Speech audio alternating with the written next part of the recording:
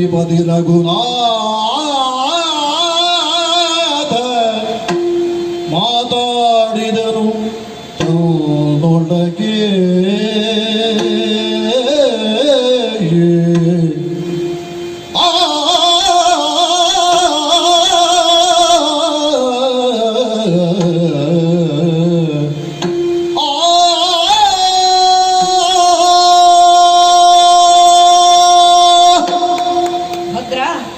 ಈ ಬಗ್ಗೆ ನಾನು ಚಿಂತೆ ಮಾಡುತ್ತೇನೆ, ನೀನಿನ್ನು ತೆರಳು. ಹಾಗೇ ಆಗಲಿ ಸ್ವಾಮಿ. ಒಬ್ಬ ರಜಕನಿಂದ ಇಂತಹ ಮಾತುಗಳೇ? ಜನಕನಂದನೆಯಿಂದಾಗಿ ನಮ್ಮ ಕುಲಕ್ಕೆ ಅಪವಾದವೊಂದು ಬಂದಿದೆ ಎಂದು ತಿಳಿದ ಮೇಲೆ ಇದನ್ನು ನಿಗ್ರಹಿಸುವ ಕಾರ್ಯವನ್ನು ನಾನು ಮಾಡಲೇಬೇಕಲ್ಲವೇ? ಇದರ ಬಗ್ಗೆ ನಾನೊಬ್ಬನೇ ಚಿಂತೆ ಮಾಡುವುದು ಸರಿಯಲ್ಲ. ಮಂತ್ರಿವರೇಣ್ಯರೆಲ್ಲರನ್ನು ಕೂಡಿಕೊಂಡು ಮಂತ್ರಾಗಾರಕ್ಕೆ ತೆರಳುತ್ತೇನೆ.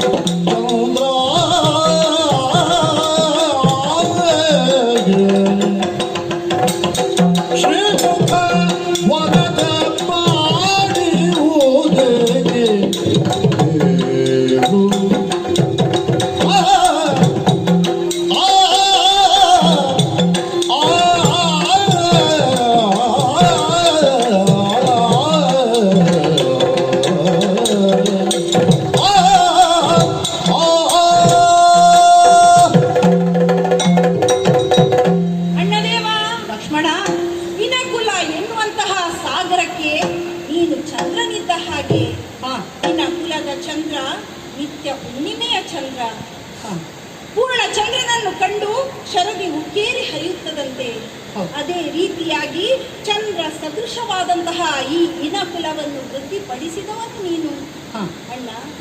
ಅನವರತವೂ ನಿನ್ನ ಮುಖವು ಕಮಲದಂತೆ ಅರಳಿಕೊಂಡಿರಬೇಕು ಎನ್ನುವುದು ನಮ್ಮ ಆಶಯ. ಆದರೆ ಇಂದು ನಿನ್ನ ಮುಖವನ್ನು ಕಾಣುತ್ತಾ ಇದ್ದೇನೆ, ಅದೇ ನನ್ನ ಮ್ಲಾನ ವದನನಾಗಿದ್ದಿ. ಆ ಮುಖಾರವಿಂದ ಅಂತ ಹೇಳುವಂತಹದ್ದು ಏನಿದೆಯೋ ಅದು ಬಾಡಿ ಹೋಗಿದೆ ಅಣ್ಣ. ಈ ರೀತಿಯಾಗಿ ನೀನು ದುಃಖ ಪಡುವುದಕ್ಕೆ ಕಾರಣವೇನಣ್ಣ? ಮನಸ್ಸು ಎನ್ನುವಂತಹ ಸಾಗರದಲ್ಲಿ ಎದ್ದೇಳಬೇಕಾದಂತಹ ಅಲೆಗಳು ಅದು ಯಾವ ರೀತಿಯಾಗಿ ಅದುಮಿಟ್ಟುಕೊಂಡ ಹಾಗೆ ಕಾಣುತ್ತದೆ. ಪ್ರಕಟವಾದರೆ ಎಲ್ಲಿ ಇನಕುಲದ ಮಾನ ಹಾನಿಯಾಗುತ್ತದೋ ಎನ್ನುವ ರೀತಿಯಲ್ಲಿ ಅದುಮಿಟ್ಟುಕೊಂಡ ಹಾಗೆ ಕಾಣುತ್ತಾ ಇದೆ ಅಣ್ಣ. ಮನದ ಚಿಂತೆಗೆ ವದನ ಕನ್ನಡಿಯಂತೆ ನಿನಗೆ ಬಂದಂತಹ ಚಿಂತೆಯನ್ನು ನನ್ನಲ್ಲಿ ಹೇಳಣ್ಣ. ಶೀಘ್ರವಾಗಿ ಹೇಳು. ಲಕ್ಷ್ಮಣ, ಮನುಕುಲ ನಡತೆ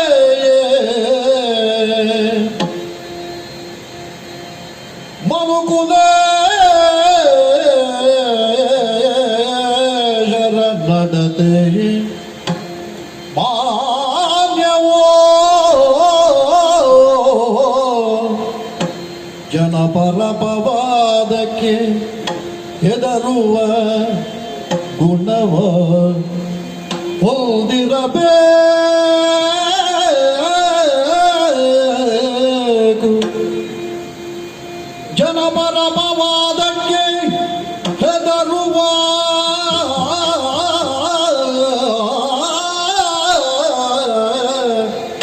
ಗುಣವ ಹೊಂದಿರಬೇಕು.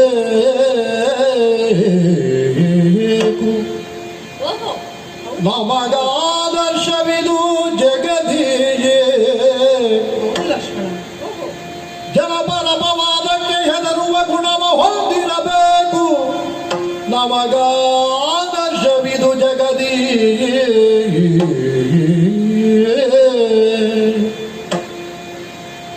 ಜನಗಣದನೆ ಇಂದಲೇ ಓಮಯ ಮನುಕುಲಕ್ಕೆ ಅಪವಾದ ಪದಸಿದೆ. ನಮ್ಮ ಕುಲಕ್ಕೆ